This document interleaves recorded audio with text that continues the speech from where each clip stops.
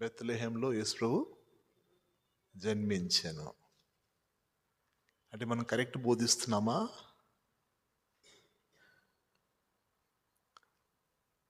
అంటే దేవుని వాక్యానుసారంగా మనము ఇది తెలుగులో పుట్టెనని రాసిన చోట ఇంగ్లీష్లో కేమ్ ఇన్ ద ఫ్లెష్ అంటే శరీరధారియే వచ్చెను. యోహాన్ గారి సువార్త 1:14 ఒక మాట రాసి ఉంటుంది కదా, ఆ వాక్యము కృపా సత్య సంపూర్ణుడుగా శరీరధారిగా మన మధ్యలో వచ్చినాడు. ఇన్ ద ఫ్లెష్ ఈ came in to this world అంటే ఈ లోకానికి శరీరధారిగా వచ్చెను. అయితే గ్రీక్ భాషలో న్యూ టెస్ట్మెంట్ కొత్త నిబంధన దేంట్లో రాయబడింది? ఆ దినాల్లో గ్రీక్ సామ్రాజ్యము ఎక్కువగా పలుకుబడిలో ఉంది.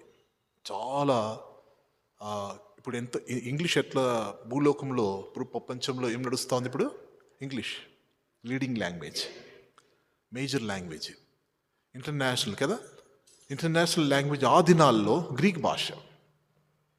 సో న్యూ టెస్ట్మెంటు ఏ భాషలు రాస్తున్నారు? గ్రీక్ భాషలో. పాత నిబంధన పుస్తకాలు అరమియా ఇంకా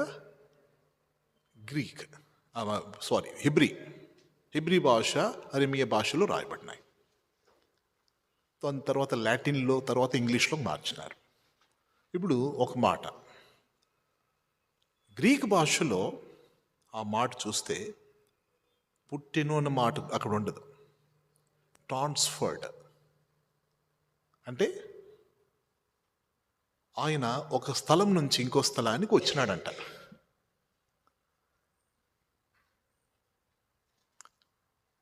ఎబ్రీ 7వ అధ్యాయము అక్కడ 1, 2, 3 వచనాలు బిగ్గరగా చదవండి ఎవరైనా.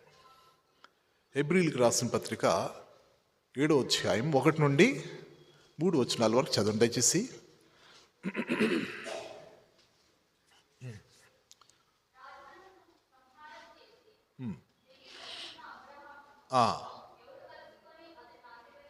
ఆహా ఆహా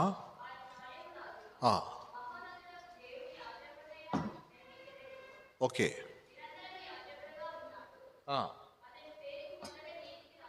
నీతికి రాజుని ఆహా ఆహా తండ్రి లేనివాడును, తల్లి లేనివాడును, వంశావళి లేనివాడును, జీవితకాలమునకు ఆది అయినను జీవమునకు అంతమైనను లేనివాడునై ఉండి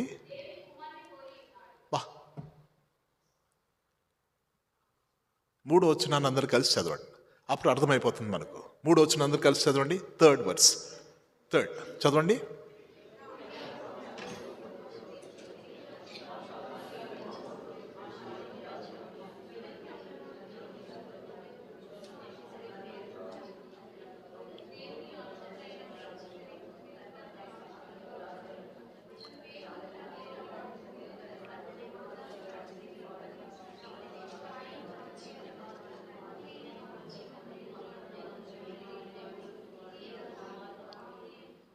ఏమేమి లేవంట? లేవని ఎన్ని ఉన్నాయి చెప్పండి. ఫస్ట్ చెప్పండి. ఆది అయినను అంతమైన లేనివాడు, తల్లి అయినను తల్లి లేని, వంశావళి ఎన్ని లేవు. నిజంగా యేసుప్రభువుకు తండ్రి ఉన్నాడా? భౌతికంగా లేడు. ఎట్లా జన్మించినాడు? మనం జన్మించలేదు. అందుకొరకే చెప్తున్నాను, మనము ప్రకటించేది. అందుగురించి నేను అక్కడ ఎక్కువగా ఈ క్రిస్మస్, ఈ జన్మదినం ఏం చెప్పలేదు. నేను ఎందుకు వచ్చినాడు అది చెప్తూ వచ్చినాను. నాకు తెలిసి ఇవన్నీ సత్యాలు. సత్యం తెలుసుకుని స్వార్థ చెప్తే పరిశుద్ధాత్ముడు కూడా పనిచేస్తాడు. దేవునికి పుట్టుక ఉందా? లేదు. ఆయనకు ఆది లేదు, అంతం లేదు, వంశం లేదు, తల్లి లేదు, తండ్రి లేరు. ఎంత స్పష్టంగా ఉంది కదా. మనం పరిశుద్ధాత్మ చెప్పని దాన్ని మనం కలిపి చెప్పినాం అనుకో, రేపు తీర్పులో నిలబడాల్సి వస్తుంది. కనుక ఒకటేంటంటే, ఆయన జన్మించును పుట్టినన్న స్థలంలో గ్రీక్ భాషలో ట్రాన్స్ఫర్డ్ అంటే ఒక స్థలాన్ని విడిచిపెట్టి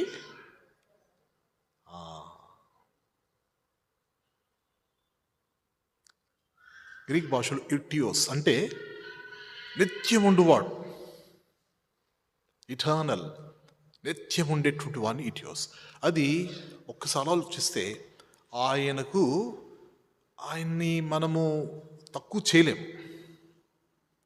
ఆయన తనకు తానే తక్కువగా వచ్చినాడు. కనుక ఫిలిప్పీలకు రాసిన పత్రిక 2వ అధ్యాయంలో పౌలు గారు చక్కగా వివరిస్తూ ఒక మాట అంటాడు. ఆయన దేవుని స్వరూపై ఉండి దేవునితో సమానంగా విడిచిపెట్టకూడని భాగ్యం ఎంచుకోనలేదు, కానీ మనుషుల పోలిక పుట్టి ఏ స్వరూపమో పోలిక పుట్టినాడు, అంతే, పోలికగా.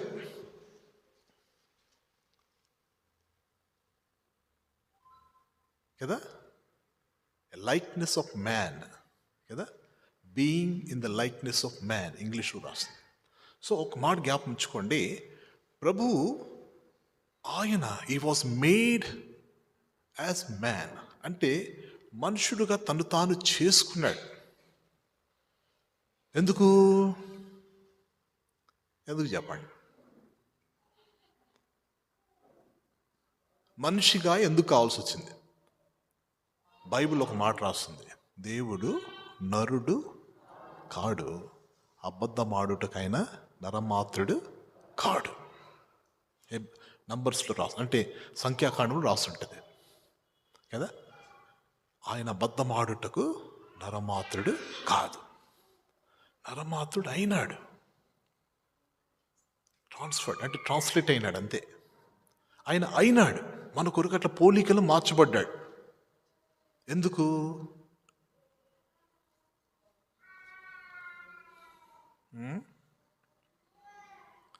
మీకు ఉదాహరణ చెప్తా. ఒక చీమ కాలు ఇరిగిపోయింది, ఫ్రాక్చర్ అయిపోయింది. దాన్ని ఏ హాస్పిటల్ తీసుకోవాలి చెప్పండి?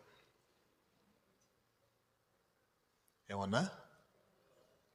చీమ కాలు ఇరిగింది, ఫ్రాక్చర్ అయిపోయింది, ఏ హాస్పిటల్ తీసుకుపోదాం? ఉందా హాస్పిటల్ దానికి? మనం పోని పట్టి దాన్ని కట్టి దానికి ఏమో పట్టి కడదామంటే చచ్చిపోతుంది. మన చేతులు పట్టుకుంటేనే అది ఇటు అయిపోతాను, ఒక ముఖ ఇరిగిపోతుంది ఫస్ట్ పట్టుకోగానే. అవునా? కాలు ఇరిగిపోయింది, దానికి సహాయం చేయాలని ఎంతో ఆశ ఉంది నాకు, దయ పుడుతుంది, దాని మీద జాలి పుడుతుంది, ప్రేమ వస్తుంది. అయ్యో అయ్యో చిన్నది చీమ కదా, ఆ చీమని పట్టుకుంటే చచ్చిపోతుంది. చీమకు సహాయం చేయాలంటే చీమ ఇంకోటి రావాలా. చూస్తున్నారా మీరు? ఒక చీమ ఇట్లా పడిపోయి ఉంటే ఇంకో చీమ ఏం చేస్తుంది? ఉన్నది అది బుడ్డదే, ఇంత ఉంటుంది, కానీ పెద్ద అది ఇంకో చీమను ఎత్తుకొని పోతూ ఉంటుంది ఇట్లా అని. అంటే చీమకు సహాయం చేయాలంటే చీమ కావాల. ఒక కాకి వచ్చి సహాయం చేస్తుంది. ఏమన్నా? కాకి వచ్చి సహాయం చేస్తుంది కదా. ఒక మనిషి పడిపోతే కదా ఆయన వచ్చినాడు, మనిషిలాగా వచ్చినాడు. ఒక చీమే ఏ రీతిగా గాయపరచబడితే ఇంకో చీమ వచ్చి సహాయం చేస్తుంది పడిపోతే. మానవుడు పడిపోయినాడు పాపంలో, ఆ పాపంలోంచి బయటికి తీయడం ఎవరి తరం కాదు, ఎవరి తరము కాదు. ఎందుకు వచ్చినాడు ఆయన? అపోస్తుల కార్యములు 3వ అధ్యాయము ఆఖరి వచనం చదవండి. అపోస్తుల కార్యములు 3వ అధ్యాయము చివరి వచనం చదవండి ఎవరైనా. దేవుడు ఎట్లంట?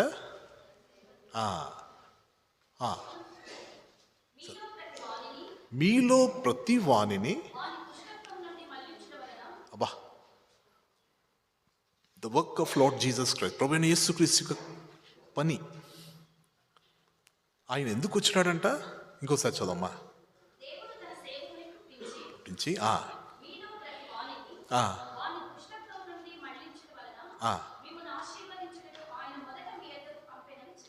చూసారా? ఎందుకు పంపినాడు దేవుడు ఆయన్ని? మళ్ళించడానికంట. మళ్ళించడం అంటే తిప్పడం అంటే మనిషిని భయంకరమైన దుష్టత్వంలోకి వెళ్ళిపోతున్నాడు కదా, దుష్ట మార్గంలోకి వెళ్ళిపోయినాడు. అట్నుంచి మనిషిని మళ్ళించడానికి ఆయన కదా మానవుడిగా కావాల్సి వచ్చింది. అయితే ఒక మాట మనకు తెలుసు, మనుషుడు దుష్టుడు కాదు, సాతానుడు దుష్టుడని బైబిల్. దుష్టునికిని వాని దూతలకు భయంకరమైన అగ్ని గంధకములు ఉంచబడ్డాయని బైబిల్లో రాస్తుంది. మనిషి కొరకు నరకాన్ని దేవుడు చేయలేదు. అయితే ఇప్పుడు దుష్టులందరూ ఎక్కడ పడిపోతారు? ఇప్పుడు ఎక్కడ పడిపోతారు? నరకంలో పడిపోతారు. మానవుడు దుష్టుని ఆలోచన చెప్పున నడుచుకుంటూ పోతున్నాడు. ఎక్కడికి? దుష్టత్వంలోకి వెళ్ళిపోతున్నాడు. ట్రాఫిక్ పోలీసు వచ్చి ఏం చేస్తాడు? రైట్ రైట్ రైట్ అంటాడు. స్టాప్, ఇక్కడ స్టాప్ పెడతాడు, ఇట్లా ఇట్లా అంటాడు. ఆ ట్రాఫిక్ని ఏం చేస్తున్నాడు? ఇక్కడ బంద్ చేసేసినాడు. ఈ రోడ్డు ఎక్కడ పోతా ఉంది? నాశనానికి, భయంకరమైన రెండో మరణానికి వెళ్ళిపోతా ఉంటే వచ్చి ఆయన ఆపినాడు. అందరిని మళ్ళిస్తా ఉండి, ఇదిగా నేనే మార్గం, ఇది పరలోక మార్గం అని తప్పిపోయిన మానవుడు, దుష్టత్వంలో ఉన్నటువంటి మానవుణ్ణి మళ్ళించడానికి వచ్చినాడంట.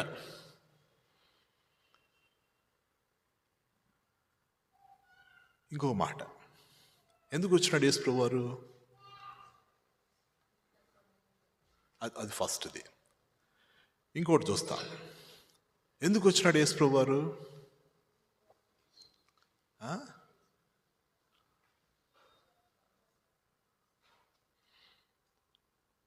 లూకా గారి స్వాత 15వ అధ్యాయంలో 100 గొర్రెల్లో ఒక్క గొర్రె ఏమైపోయింది? తప్పిపోయింది. తప్పిపోయిన దాని గురించి పోతిపోయింది అనుకున్నాడా? ఏం చేసినాడు కాపరి? వాటన్నిటిని విడిచిపెట్టేసి ఒక్కదాని కొరకు ఏం చేసినాడు? వెతుక్కుంటూ వచ్చినాడు. ఇప్పుడు ఇంకో మాట చెప్తాను. ఆయన అంత మహిమను, అంత ఘనతను, అంత ప్రభావమును, ఆ వైభవాన్ని, ఆ పరలోకాన్ని వదిలిపెట్టుకుని భూమి మీదకి ఎందుకు వచ్చినాడు? భూలోకానికి ఎందుకు వచ్చినాడు? అది ఆలోచించాలి. ఇప్పుడు మీకు మాట చెప్తాను. మన అబ్బాయి 5-6 ఏళ్ళ అబ్బాయి మార్కెట్లో తప్పిపోయినాడు. బాంబే పోయినారు మీరు.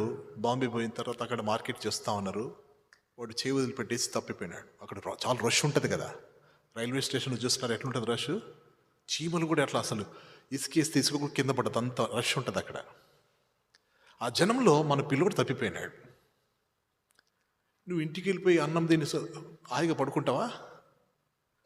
మీ అబ్బాయి తప్పిపోతే నువ్వు ఇంటికి వెళ్తావా? నువ్వు ఇంట్లో ఉండగలుగుతావా? ఎవరు చెప్తారు నేను ఇంట్లో చక్కగా ఉంటాను, మా అబ్బాయి తప్పిపోయినా పర్లేదు ఉండమని? చేయొద్దండి,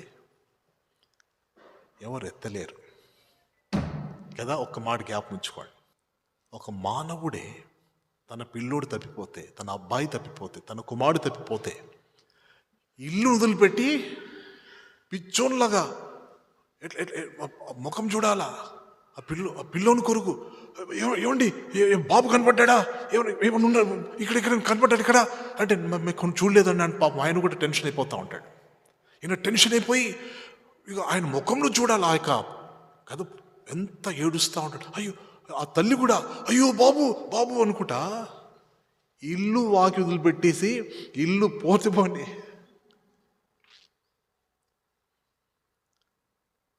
సెల్ ఫోన్లన్నీ ఏం గుర్తుండవు అప్పుడు. ఇంకా పోతానే ఉంటారు, పరిగెత్తి ఎక్కడ పోతా ఉంటారు. అరే ఇక్కడే తప్పినాడు పరిగెత్తి పోతా ఉంటారు. ఎంతవరకు పరిగెడతారా తల్లిదండ్రులు? అబ్బాయిని కనుగొనేంత వరకు. ఏమన్నా అవునా కదా? ఒక కుమారుని కొరకు ఒక తల్లి తండ్రి పరితపించినట్లు కదా, హిందీలో తడబ్ జాతే, వేదనతో కన్నీళ్ళు వచ్చేస్తా ఉంటే, ఏమో నా కుమారుడు ఎక్కడ, పొరపాటున దొంగల చేతిలో దొరికినాడు అనుకుందాం. ఎవరు? కుమారుడు, మన కన్న కొడుకు భయంకరమైన కిడ్నాపర్స్ దొంగల చేతిలో దొరికితే మన గుండె పగిలిపోతుంది. వాడు ఫోన్ చేస్తాడు, మీ అబ్బాయి నా చేతిలో ఉన్నాడు. అవునా, ఇక చూడు, అవునవునా అని, ఎక్కడున్నారు నేను వస్తాను, అక్కడికి వస్తానంటారు. సరే సరే, తొందరపడద్దు, మీ అబ్బాయి మీకు కావాలంటే 3 కోట్లు నాకు కావాలంటాడు. 3 కోట్లు కాదు కదా, 6 కోట్లు ఇస్తా. ఆ తండ్రి వేదన ఎవరి కొరకు? తప్పిపోయిన కొడుకు, తప్పిపోయిన బిడ్డ కొరకు, తప్పిపోయిన కుమార్తెలు, తప్పిపోయిన కుమారులు. లూకా గారి సువార్త 19:10. లూకా గారి సువార్త, లూకా గారు రాసిన సువార్త 19:10. ఆహా, అందరు కలిసి చదవండి, చాలా మంచి మాట. 19:10 లూకా గారి సువార్త 19:10 చదవండి.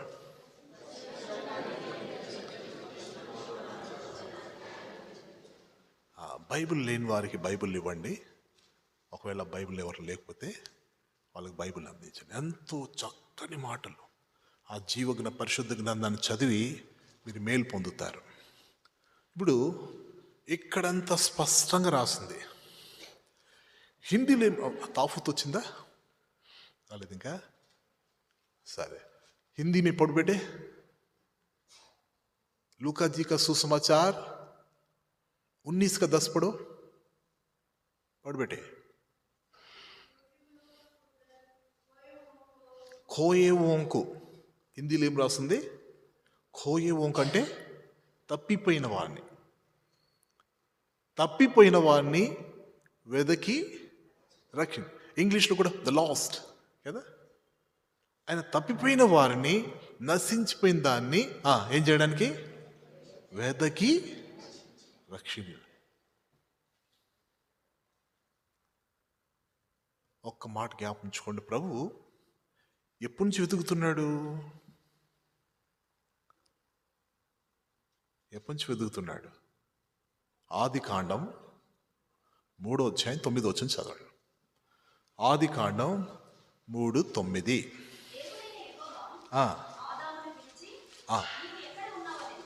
అందరు చదవండి దయచేసి ఈ మాట.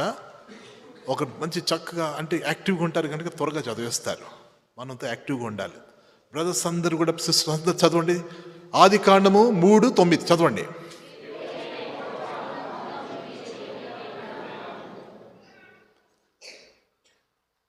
ఏంటండి ఇది? ఆదామా ఎక్కడున్నావు? నువ్వు ఎక్కడున్నావు?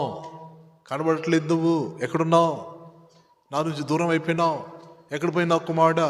నా కుమారుడు ఆదామా ఎక్కడున్నావు? ఎక్కడున్నావు? వెతుకుతున్నాడు ఎప్పటి నుంచి? The searching has been started in the book of Genesis. అంటే ఎప్పటి నుంచి ఆరంభమైంది ఇది? ఆదిలో నుంచే. ఆదిలో అప్పుడే పుట్టించినాడు, అప్పుడు ఆయన బోల్తపడ్డాడు. అప్పటి నుంచి ఎతుకుతా ఉన్నాడు. ఈ తప్పిపోయి ఎవరి చేతులు జిక్కినాడు ఈయన ఆదాం పోయి? పాపం చేయి ప్రతివాడు పాపమునకు దాసుడు. ఓ పాప్ జో కర్తా హై, ఓ పాప్ కా అయినా దాస్ బన్ జాతా. అంటే పాపం చేయవాడు దేవుడి నుంచి వేరైపోయి, దేవుడి నుంచి దూరం ఏదే కాకుండా ఏమైపోతాడంట? బానిస అయిపోతాడు. దేనికి? పాపము చేయవాడు పాపమునకు దాసుడైపోయినాడు. కుమారుడుగా ఉండాల్సినటువంటి, యజమానుడుగా ఉండాల్సినటువంటి, చూడండి ఆదికాండం 1:26-28 ఏం రాస్తుంది? ఆకాశంలో ఎరుగు పక్షులను, భూమి మీద ప్రాకు జంతువులను, సముద్రంలో సంచరిస్తున్న జీవులను నేను నీ చేతికి నువ్వు ఏలుదువు. చదవండి మాట. ఏలికగా రాజుగా ఉండాల్సినటువంటి మనిషి ఏ స్థితికి వచ్చినాడు? ఎ బాండ్ సర్వెంట్, ఒక స్లేవ్, ఒక బానిస అయిపోయినాడు. చదవండి ఇప్పుడు. ఆశీర్వదించి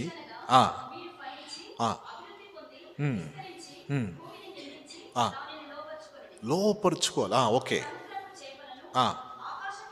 ఆహా ఆహా ఆహా ఏలుడని చెప్పినాడు. ఏం చేసినాడు? భూమి అంతటికి మనిషిని ఏం చేసినాడు దేవుడు? అధికారిగా చేసినాడు. ఏలిక అంటే ప్రభుత్వం చేసేవాడు, ఏలుబడి చేసేవాడు. ఏలికగా, అధికారిగా, సర్వాధికారిగా ఉండరా నా కుమారుడు ఆదాము అంటే ఈయన ఏమైనాడు? తప్పిపోయిన కుమారుడు కూడా తండ్రి నుంచి దూరం కాగానే కొన్ని రోజులు ఏం చేసినాడు? కావో పియో మజాకరో కదా, బాగా తిన్నాడు, తాగినాడు, అన్నీ అయిపోయినాయి, పర్స్ అంతా ఖాళీ అయిపోయింది, ఏటీఎం కూడా పోయింది. అప్పుడు ఏమైనాడండి ఆయన? పందుల కాపరి. ఏ కాపరి? పందులకు కాపరి కదా, పందులు కాచే కాపరిగా అయినాడు. ఒకని కింద రాజుగా ఉన్నటువంటి తండ్రి నుంచి దూరం అయిపోయి రాజకుమారుడుగా ఉండాల్సిన ఇతడు ఏమైనాడండి? పందులకు పెట్టే పొట్టు తినేటువంటి పరిస్థితి, ఒకనికి గులాం అయిపోయినాడు. మన తెలంగాణలో ఏదన్నా ఎవరన్నా పెద్దోళ్ళ దగ్గర వేసి రిక్వెస్ట్ చేస్తా ఉంటే నేను బాంచా అంటాను. బాంచా అంటే నేను ఏంది బాంచా అంటున్నారు ఇలా. నాకు ఫస్ట్ అర్థమయ్యేది కాదు. ఇది బాంచ అంటున్నారు ఏంటంటే, బాంచ కాదు, మంచ కాదు, అది ఏందది బానిస అని దాన్ని బాంచ అంటుంటారు. నేను నీ బానిసను. సాతానికి బానిస అయిపోయినాడు. ఎవరు? తప్పిపోయినందుకు. ఇప్పుడు యేసు వారు పోయి వెతుక్కుంటూ వస్తుంటే ఎవరి చేతిలో దొరికినాడు? మనిషి ఎవరి చేతిలో ఉన్నాడు? పాపం చేయవాడు, పాపమునకు దాసుడైపోయి ఇప్పుడు అక్కడి నుంచి విడిపించాలా, పాప బంధకాల నుంచి విడిపించాలి. పాప బంధకాలను విడిపించాలంటే రక్తము చిందించింది పాప క్షమాపణ, పాప విడుదల, విమోచన కలగదు, విమోచన లేదు. వెతుక్కుంటూ వస్తా ఉంటే ఈ దుష్టుడు, ఈ సాతాను గాడు పట్టుకొని ఉన్నాడు మనిషిని. ఈయన నా కుమారుడు, నాకు ఎదురు పెట్టి అంటే లేదు ఇది నాకు బానిస, ఇప్పుడు నువ్వు నేను చెప్పింది చేస్తే, నాకు చెల్లిస్తే నేను ఇచ్చేస్తాను. ఏం కావాలి? రక్తం కావాలి. రక్తం కావాలా? నీ రక్తం అంత ఇస్తావా? నేను అప్పుడు వదిలిపెడతాను. నా రక్తం కాదు కదా, నా ప్రాణం కూడా ఇస్తా. ఈ పాపైన డేవిడ్ కొరకు నా రక్తం కాదుగా, నా ప్రాణం కూడా ఇచ్చి నేను కాపాడుకుంటా. That is the love of Lord Jesus. Yesu యొక్క ప్రేమ అది. నీ కొరకు, నా కొరకు వెతుక్కుంటూ ఎవరి చేతిలో దొరికినాం? సాతాన్ చేతిలో. ఎందుకు? పాపం చేయవాడు పాపంకు దాసుడైపోయి కూర్చున్నాడు, బందీగా ఉన్నాడు. విడిపించాలంటే వాడు అడుగుతున్నాడు, డిమాండ్ చేస్తున్నాడు. ఏమని? రక్తం లేకుండా నేను విడవను, పాప బంధకాలు తీయను అంటున్నాడు వాడు. ఏం కావాలా? నీ రక్తం అంతా కావాలా? నా రక్తమే కాదు, నా ప్రాణం కూడా పెడతా. నశించిన దాన్ని వెదకి రక్షించుటకై యేసుక్రీస్తు ప్రభు లోకానికి